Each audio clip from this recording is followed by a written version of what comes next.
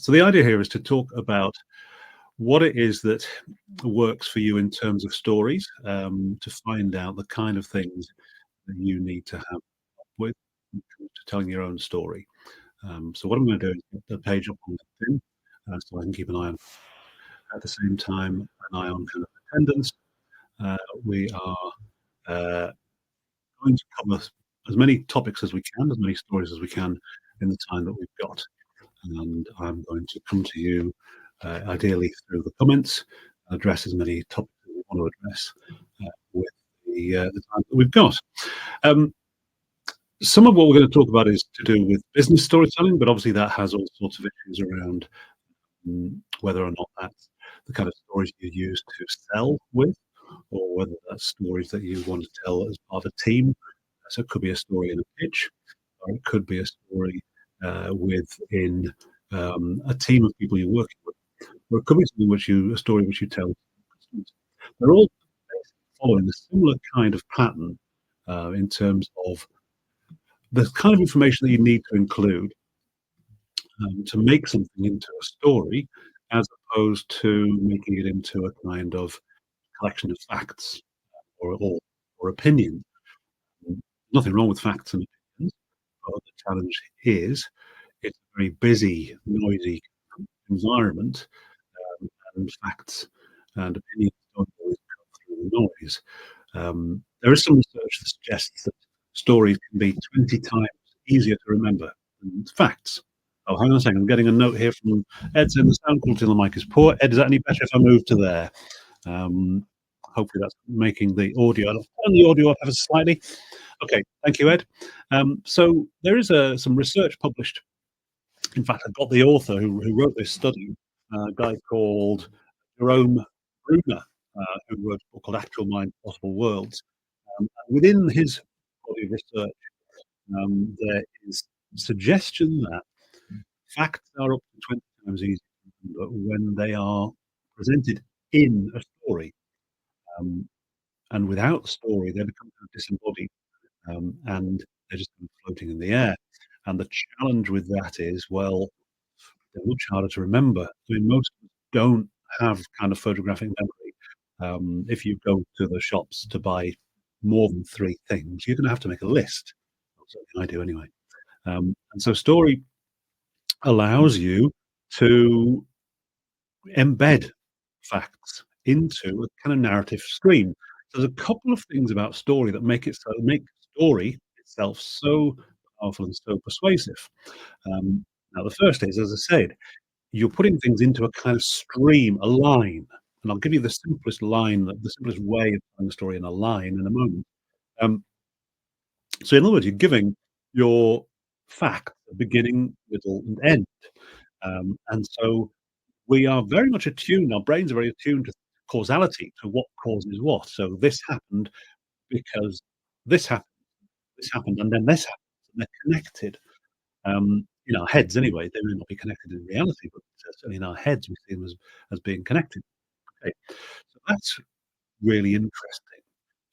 That we like to see causality. We like to see things. One thing is caused by another, and stories are absolutely about causality. This happens, and therefore this happens, and therefore this happens. So, in the case of, for example, a children's story, well, the story of Chicken Licken, an acorn falls on a chicken's head. The chicken thinks the sky is falling, and he runs off in a panic, panics all the other farmyard animals into thinking that the sky is falling. So there's a kind of causality in Chicken Licken's head. The acorn fell on my head, therefore the sky is falling. Um, and that story just makes sense, even to children. Children get that kind of story. So without the causality, without the stream in the story, beginning, middle, end, then we get kind of lost, and it just becomes like a random gathering of facts. Now, the simplest way that you can give people beginning, middle, end, and story is to think about once upon a time as a state of order where things are kind of working okay, and might not be perfect, but they're working okay. And then to go into, okay, something has to change. Right? If nothing changes, then you're not really gonna tell a story about and so there's something has to change, and then there are consequences of that change. Because of this change, we do this now. So the simplest way is you use just 6 words to sort of structure a kind of simple chain of consequences type story, and that structure goes, at first, actually once upon a time, but then the but is the important part of that story. So, but then something happened, and so here we are now, further down the line. This is what we do as a result. So those 3 sentences, at first, but then, and so, give you the kind of linear beginning, middle, end, cause and effect structure that we're looking for in our brains that make it easier to remember things. Now, clearly, there'll be times when there isn't a kind of straight cause and effect. Clearly, there are times when things are a bit random, but that's gonna be a tough story to tell, whereas the kind of structure story is very, very straightforward, very easy to tell. So I would suggest to all of you, that when you're thinking about your own narrative, your own story you need to tell, that's the first place to start. Give it a timeline, to give it a structure, and the beginning, middle, end structure is the easiest thing in the world to do because it's about the status quo, the thing that changes, and the consequences. Right. So anything you're working on, whether it's a new project at work, whether it's a new product you're trying to sell to customers, you can present it in those terms, and you can present it as the change that we go through or the change that you, the customers, are going through. It doesn't really matter. It's all about change. So that's the first way in which facts grow in stories into something we can remember because they have a kind of they make sense, right? They make sense as a kind of beginning, middle, end. The second way that stories help us to make sense of things is they allow us to visualize. And we're all most of us, about 97, 98% of people, it's have what we refer to as the mind's eye, which is the ability to visualize something that is based on just words alone. So let me give you an example. This afternoon, today, all day, I've been volunteering, been working in a school near where I live. This is a school for kids who've basically it's called a pupil referral unit. It's a school where kids who've been kicked out of every other school end up in this place. Um, young people, these are all teenagers, after lockdown have had a incredible disruption to their education. So I've decided to do some volunteering in my local pupil referral unit just to see if I can help in any way to, to help the teachers who are trying to close that gap in these young people's education. And I was teaching video storytelling project, and the students all had iPads, and they were going off and filming things, and then I was showing them how to edit video. And one student got so absorbed by this that she went off and spoke to a dozen different teachers around the school to find out what they did and whether they liked it and what they didn't like about teaching, and then came back and started to edit in iMovie, which is not an easy thing to do. It's quite a complex skill. And she was so absorbed by it that when the bell rang, and her teacher came in and said, "You've got to go to your next class," she refused to go. And she said, "I'm not leaving until I finish this thing I'm doing. I'm not leaving." And she stayed for an extra hour and a half until she'd finished the edit. Um, and her teachers afterwards said, normally she can't do 5 minutes without being distracted. She can't sit at any one task for more than 5 minutes. And she's just sat there for 3 hours on one IT lesson. So they were chuffed. I was delighted. Okay, now that's a little story. And even though you weren't there, you can see it in your head. You can see me in a school with a bunch of teenagers working on iPads, yeah? You're running a little movie in your head. Now, it's gonna be different to my movie because I was there, right, and I can actually remember what I saw, but you've got a decent enough version in your head because you've all been with teenagers, you've all been in a school, right? So you know what that stuff looks like. And so you're now running a little movie in your head, which is similar enough to the movie in my head, but we're on the same kind of page. That's the second reason why facts are easier to handle in story. Firstly, because they have a flow. Secondly, because you can see what I mean, you can visualize.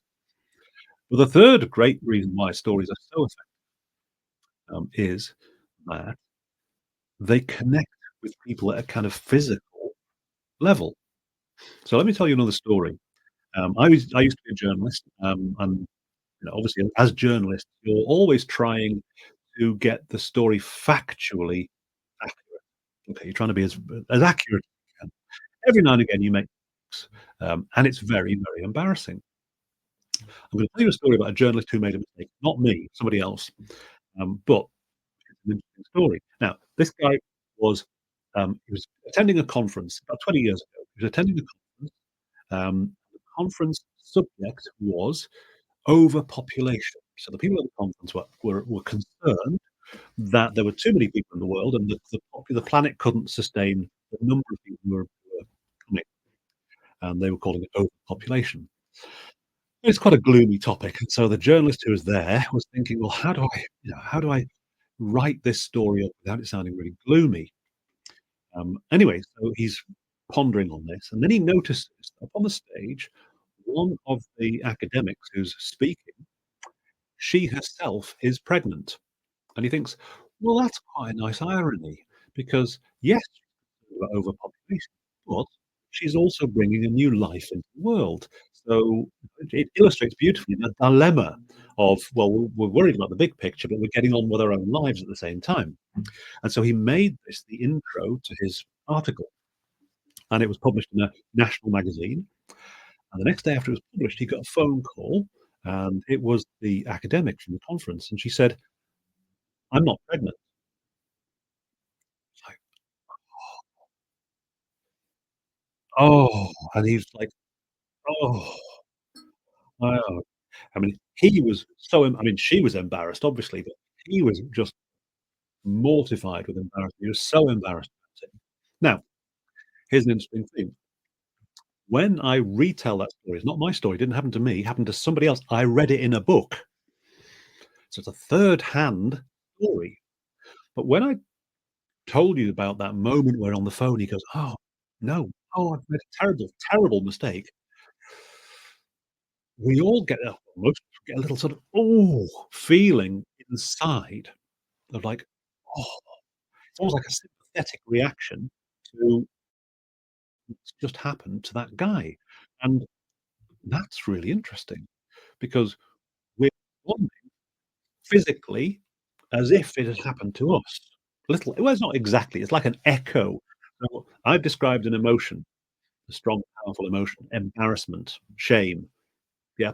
So, I've described an emotion to you, and you have felt a little echo of the same emotion, um, which means that you're actually experiencing the story, the facts in the story, you're experiencing them in your body, not just a mental it's not like you just register them in your brain, you've experienced them in your body, and that's why story is so powerful.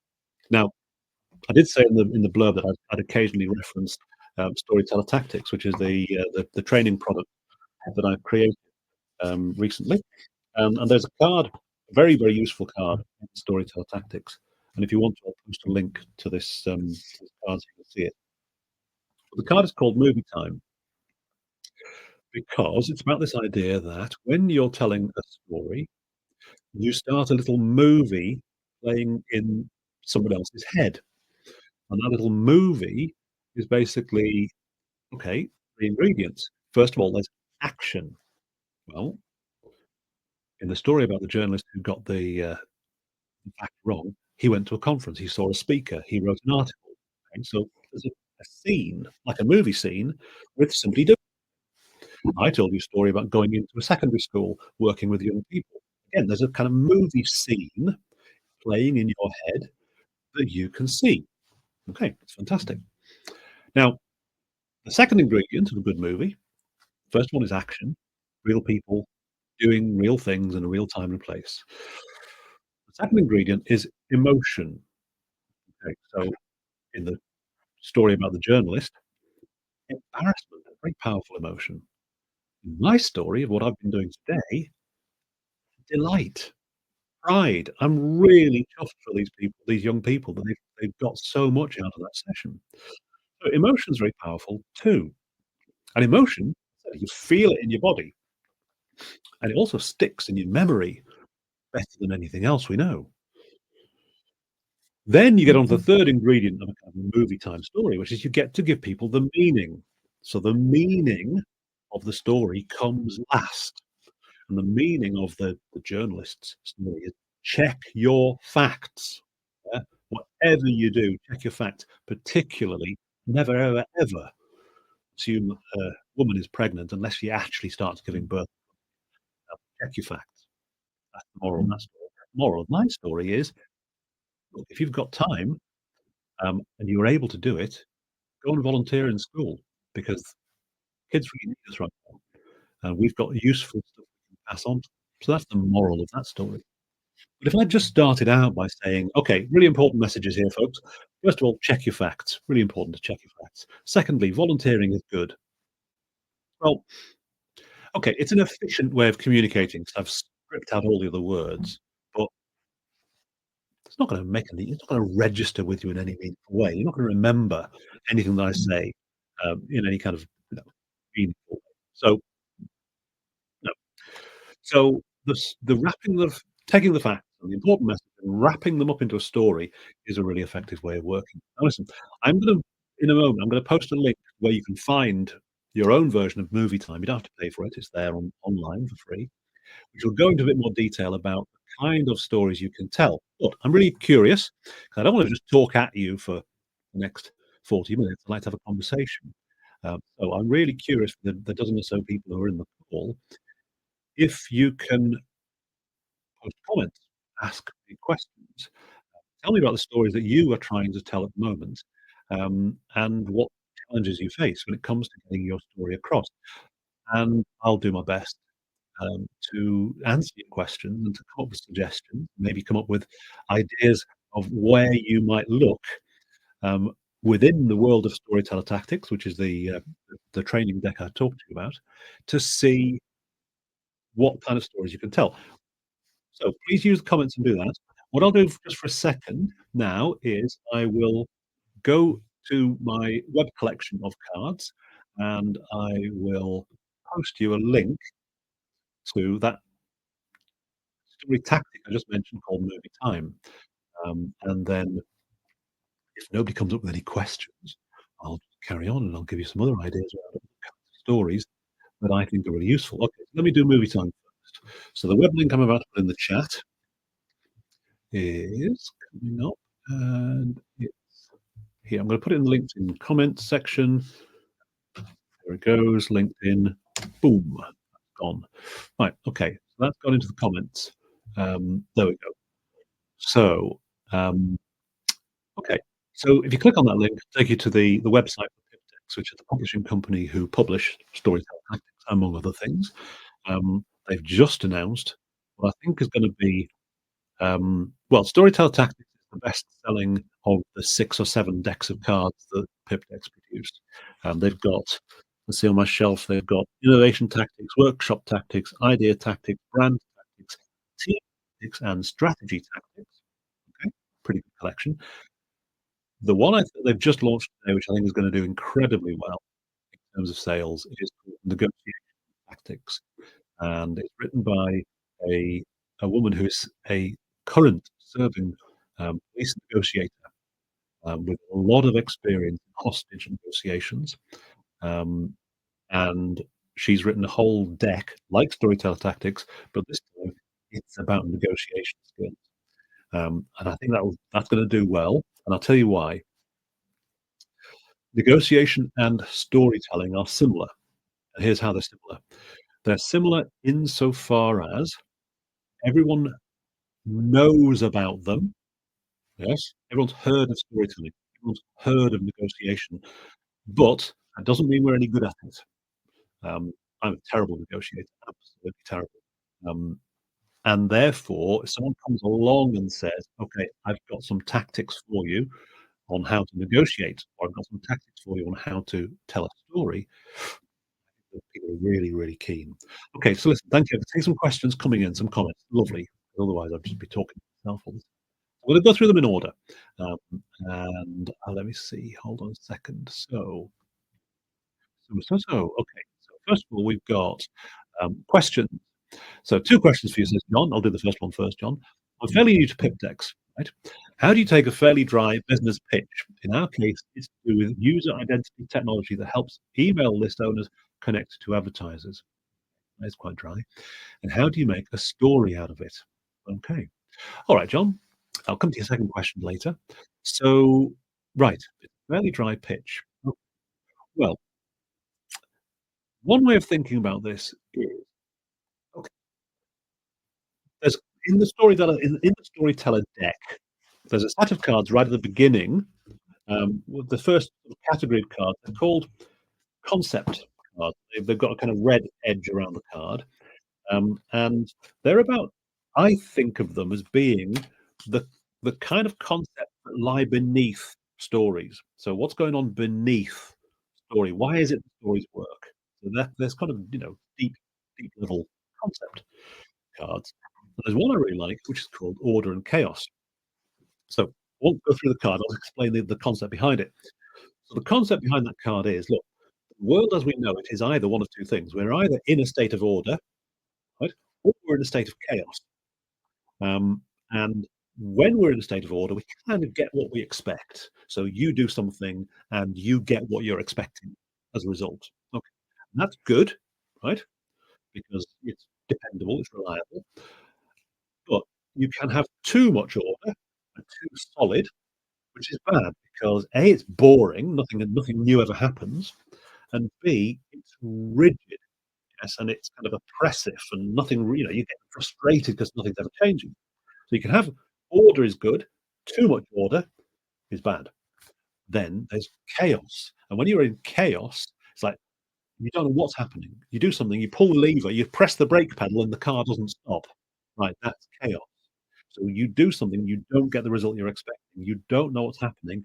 It's crazy. You know? A little bit of chaos is innovation. It's exciting. It's new. It's oh, look at that. That's interesting. So a little bit of chaos is like ooh, exciting opportunity. Let's try something new. Curiosity. Too much chaos is make it stop. Oh my god, this is terrible. I can't handle it.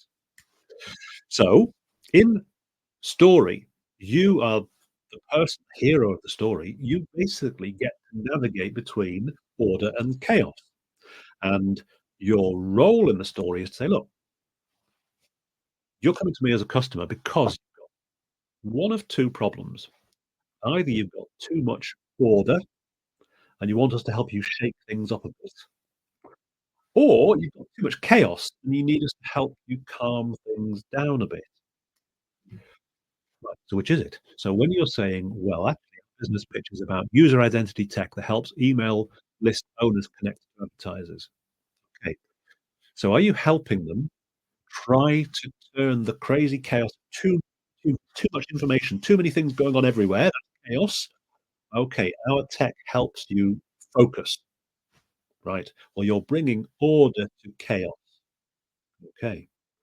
Or maybe, like for example, using AI technology, or maybe AI is throwing in a little bit of chaos to a structure that you do.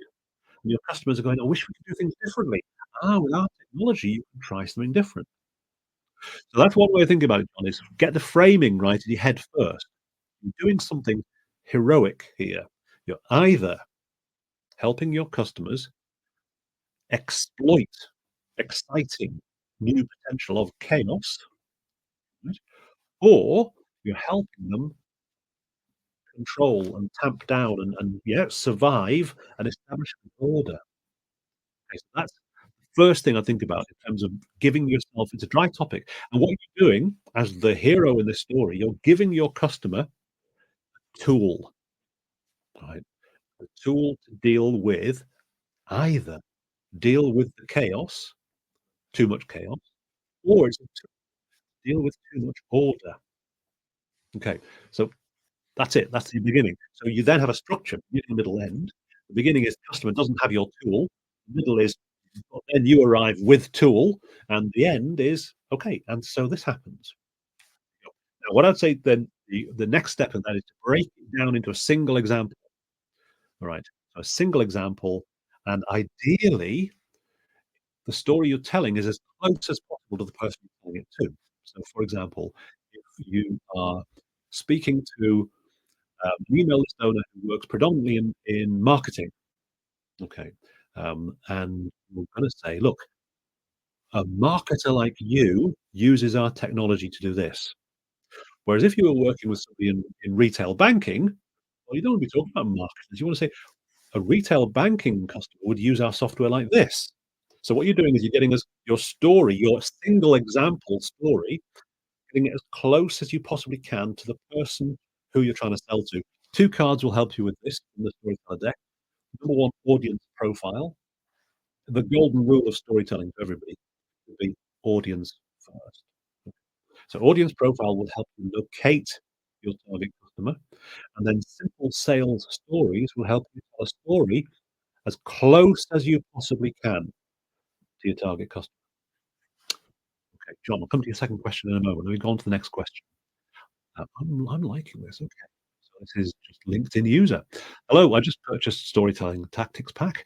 Can you explain a bit more on how to use it? You mentioned one card links to another. Yes. My question is, when do we know when to stop looking for the next card? Right. Okay. Storyteller Tactics is a mix of order and chaos. Because, okay, the potential of telling stories is huge. You can tell a story about anything in any way. Massive number of options when it comes to storytelling. What I've created is a deck of 54 cards in some sort of order, in order to help you navigate the chaos. So there's a system card, which is like a flow chart where I'm trying to step you through. Okay, where are you at with your storytelling? What do you need? And this category of cards might help you. Okay, so in one sense, I'm trying to bring some order to the chaos. However, what I didn't want to do, what we don't want to do this with this deck, is say there's only one way to tell a story. Now, some authors do that. If I find on my bookshelf, I can't see it. Um, lost it. Okay, there's a book called Something Story Brand, and it basically explains a seven-stage. It's a good book. Explains a seven-step hero's journey type story. All right, that's it. That's all you get. You get one template telling stories, and you just have to put your information into that template. Well, I didn't want to do that, and so the links on the cards are a way of giving you more options. Okay, so you've read the Order and Chaos card, and on Order and Chaos, it links to Man in a Hole, which is a story structure card. And then when you go to the Man in a Hole story structure, it links to simple sales stories. Um, yeah, and the simple sales stories link to social proof, and on and on and on and on. It's my attempt to escape the rigid order of saying there's only one way to tell a story, because clearly that's wrong. But to your point, LinkedIn user, it could be a bit confusing because when do you stop? Okay, well, there's 2 ways to do this. One is to kind of only go as far as you need to until an idea sticks in your head that you quite like, and then just work on the idea. So don't feel like you have to jump and follow the link if you want to. If you think you've got enough from the card you're reading, stick with that card. That'd be one tip. Second tip would be follow the cards quite lightly. So there's 2 ways of doing it. One is you can follow all the links. Just lay all the cards out in front of you on the big table space, and then follow the links, and just quickly skim the cards and use your instinct. Is that helping or not? If not, just ignore it and just stick to the cards that you think help. The other way that's really good way of doing this, of doing again, it helps to have the physical cards. PDFs are, you know, they're good, but they're not as good as the other way of doing it is to take any one card or take all the cards and just read the first 2 lines on the first page. So in other words, like, so the first page of every card tells you what the tactic is and why you might use it, right? And on the back of every card, it tells you how to use that particular tactic. Well, don't bother reading the back. Just read the front, just read those first 2 lines and make a rapid gut feeling response of, "Is this what I need? No. Put it over there. Yes. Put it over there." Swipe left, swipe right. I can't remember which one is which. Okay. Um, and then you'll end up with a little pile of cards where you think, "Well, that might be quite useful. Let me see if I can use those." And do a quick card sort that way, just by looking at the first 2 2 lines on the card. Um, so I think that could be a way, and yeah, and then okay, if that doesn't help, then do the kind of the hard stop approach of only look through the cards for give yourself a limit of 20 minutes. Uh, so put a little timer on your phone, Pomodoro timer, whatever you want to do. Put a timer for 20 minutes and go, "Right, I'm gonna browse through the cards for 20 minutes, then I'm gonna stop, and I'm gonna work with what I've got." Because you're quite right, you could go on forever. I mean, in a way that's good, but in a way it's bad. Okay, hope that's okay, so John's second point was how to get started with storyteller tactics, which I think, John, we've kind of some of that we've covered. The idea that you can dive in and see, yeah, use the structure card, um, read the headlines on each card. There are recipes, as you've probably seen in the storyteller tactics. There are recipe cards.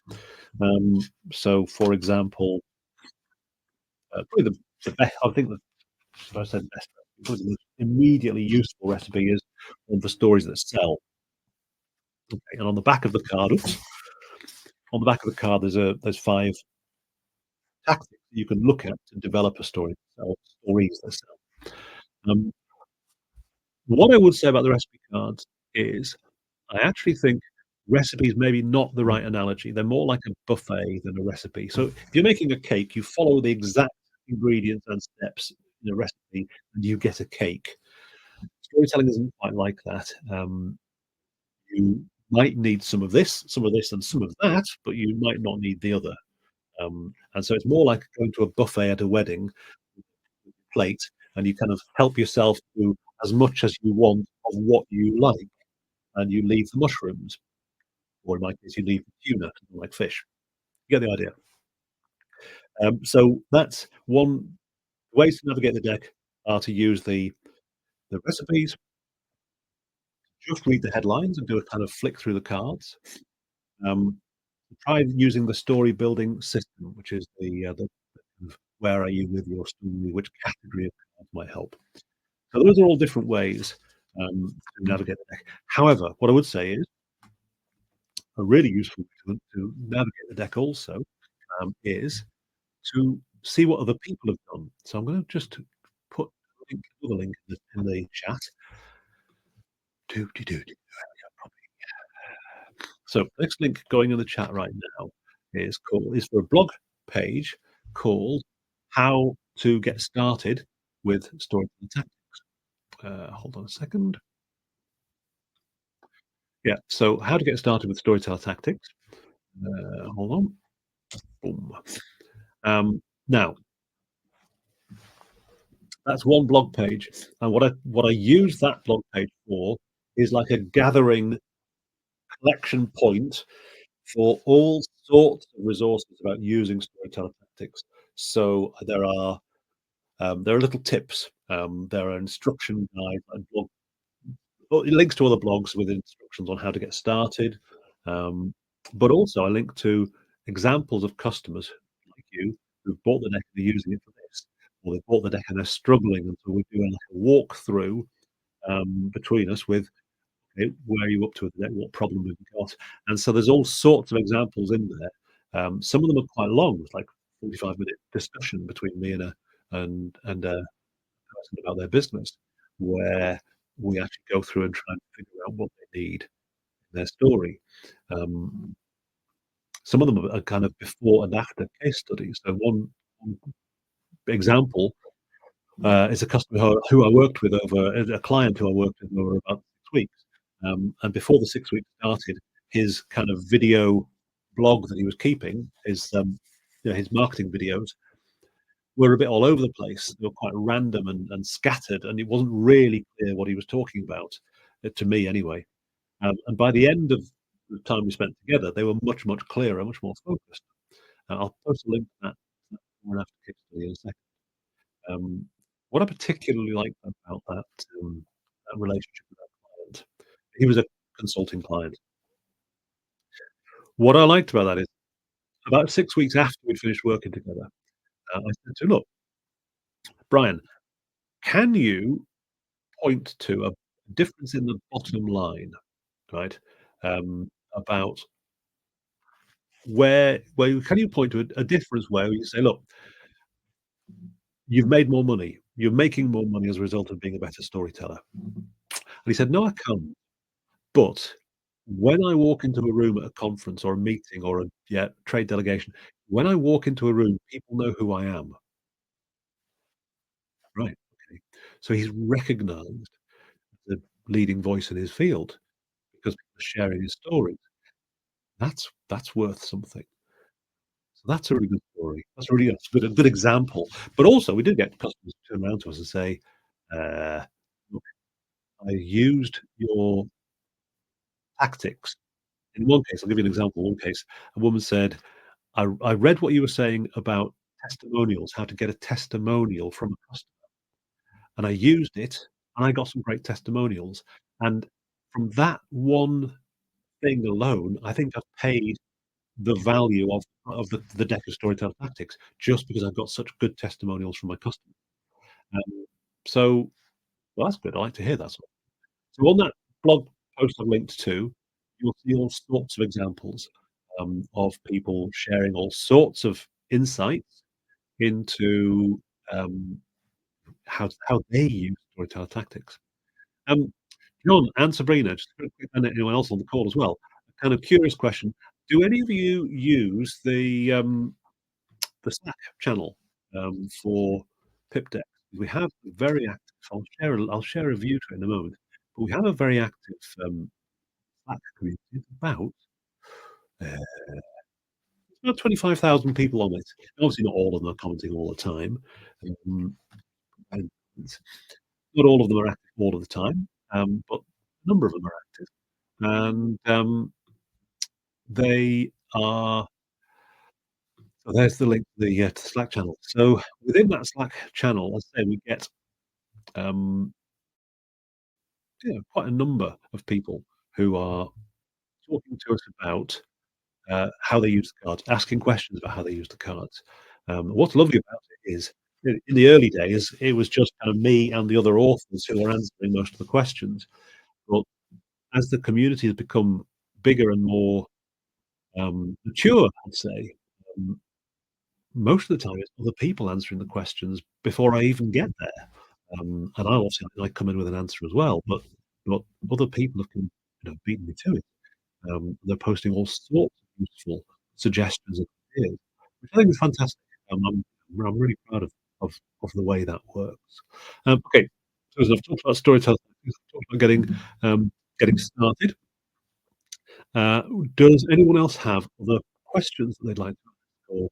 Or, so Sabrina, John, Ed, if you're still there as well, do you have any specific questions about the way you tell stories that you'd like to bring up? Okay.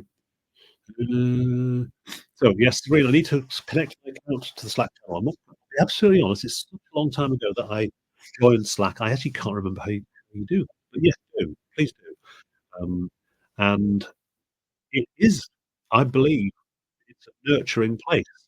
Um, we've never had, and I'm tempting fate here, we've never had to moderate a single comment on any of the discussions. We've never had to take a comment down because it was out of order. So we've never had it in 3 years and 25,000 people, we've never had a single troll. Now I realize I'm tempting fate and that some of someone's gotta get on there and start trolling, but no, seriously, we haven't. And I think it's a very good testament to the supportive nature of the community, that the Slack channel works so well. So to John, well, listen, John, to your point about getting the physical cards, um, look, I'm a paper and pen person, me, I really am. I mean, my desk, I won't show you my desk, it's covered in books, not Kindles, and it's covered in, paper, Post-its, and, I'm a paper and pen person. Um, for me, the physical cards, if you wanna, the way I see it, if you wanna think, it's very, very hard to think on a screen, right? On a screen this big, never mind a screen as big as, it's really hard to do. If you can spread out paper across a desk, right, and put paper on your walls, you can't see the walls of my office, but they're covered in paper. Um, it's like you're spreading your brain, yeah, across, yeah, the paper, and the more space you have on paper, it seems to me, the more ideas you have. That's the way I see it, and the cards, I think, are useful for that. So I've used the cards a lot, physical cards, in workshops. So I'll give you a little tip of what I did with the cards, the physical cards one day, was I had, so you can see they're only small, they're like what's that, A6 size. Well, I had some of these blown up to A, uh, A3, quite big. So they were yay big. Okay. I used the recipe cards and I blew them all up to sort of big size, right? And I put them all along the wall of this workshop where I was doing the session. And in the coffee break, I said, "Right, look, you've got 20 minutes for a cup of coffee. Walk along that wall while you're having your coffee and chat, right? And stick a dot or a tick or whatever, Post-it note against, there's 7 recipes there, right? Go and vote for the one you'd like to play with in the workshop after the coffee break." Um, and it was just a nice way of kind of visualizing. I really believe we're very tactile, visual, physical creatures. And if you give people a piece of paper, a card, whatever it is, a box of cards, um, I think we respond to them better than like tapping away at the piece of glass. Not knocking technology, it's very, very useful. But I liked it. I like paper. I like paper. Yeah. So yes. Okay. So does anybody have any a question they'd like to ask directly related to your business, directly related to your story, about uh, uh, how a story might help you either to bring in new customers or um, to talk to your colleagues. Quite a lot of the people we have as customers, I talk to a lot of our customers, um, and their clients as well. And in a lot of cases, people are, they're not telling stories particularly outside their organization. They're telling stories inside the organizations. They're talking to colleagues. They're talking to, um, stakeholders and, advisors, bosses, and they're asking permission to do stuff often, or they're asking for, um, yeah, they're asking for the okay to do something. And yeah, so I think you don't need to be in marketing or PR or media to tell stories. Okay, so we've got some questions coming in. Let's try and get through as many of these as we can in the last 15 minutes. So, Nuno says, "Hi Steve, I work with IT as a systems engineer. Love working with engineers, Nuno. As such, I often deal with complex technical projects and cross-functional teams. Yes. How can I use storytelling techniques to simplify and convey technical concepts to stakeholders and ensure alignment across diverse teams? Good. Examples: 1 hour demo or 3 full day workshop with deep dive technology design. Right. Well, great. No, no, thank you for the question. Really good, really detailed. So, if you remember, I was talking to John about his question was about, if you remember, it was about, oh, I can't find it. Okay. So John's question was about using technical solution, user identity tech. And what I said to John was, okay, think of it as a tool. The tool is there either to establish order or exploit chaos. Okay, well, you could do the same with your complex technical project. So your big picture story is, okay, this technology allows us to exploit AI or exploit digitization, or exploit whatever it is, yeah? So we're exploiting this exciting new world. Or this project allows us to, yeah, protect ourselves and what matters from the crazy outside world. Okay. Um, so that gives you a framing for a story. And I think when and you can look, if you're trying to get buy-in from lots of different people from different places, well, maybe you can try so in the one-hour demo, you treat it like, "Okay, we are here to establish order." That's yeah, that's my take, and our tool will help you establish order. Okay. But if you're doing a workshop, so it's a discussion, you're not there to give people a lecture, you're there to invite their participation. Well, what you can do is you can use that same order and chaos model and say, which do you think we should be doing? Which are we actually doing for our customers? Is this should we be going in this direction of helping them deal with the chaos? Or should we be going in this direction of helping them exploit the chaos and shake up the order? You can turn it into a discussion, but you're still using the same story frame, but you're not saying it's this thing. You're saying, which one are we? And if we go this way, what's it like? And if we go that way, what's it like? So you're using the story frame to invite people to give you scenarios. If we go this way, this could happen. If we go this way, that could happen. So if you're getting any pushback, Nuno, from engineers that they don't tell stories, well, they do say that. Don't tell them it's a story. Tell them it's a scenario. In the future, we could do this, and this what would happen? Actually, the scenario is the same thing as the story, just a way of visualizing the future and getting it down into something we can see in our heads. Okay, that's the first thing.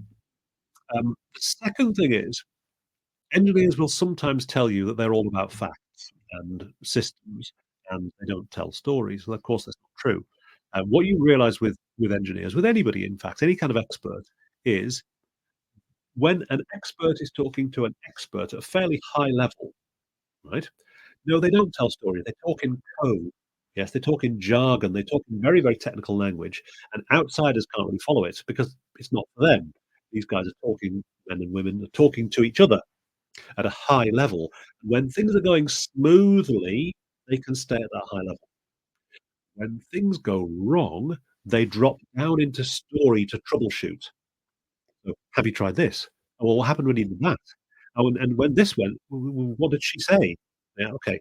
So you're dropping down into the moment of the story when you're fixing a problem. So engineers will tell stories when something goes wrong. Okay. And that your challenge then as an engineer is to know what level of storytelling should you be working at with the audience you're talking to. Can you operate at a high level because everything's okay and they don't need to know the detail?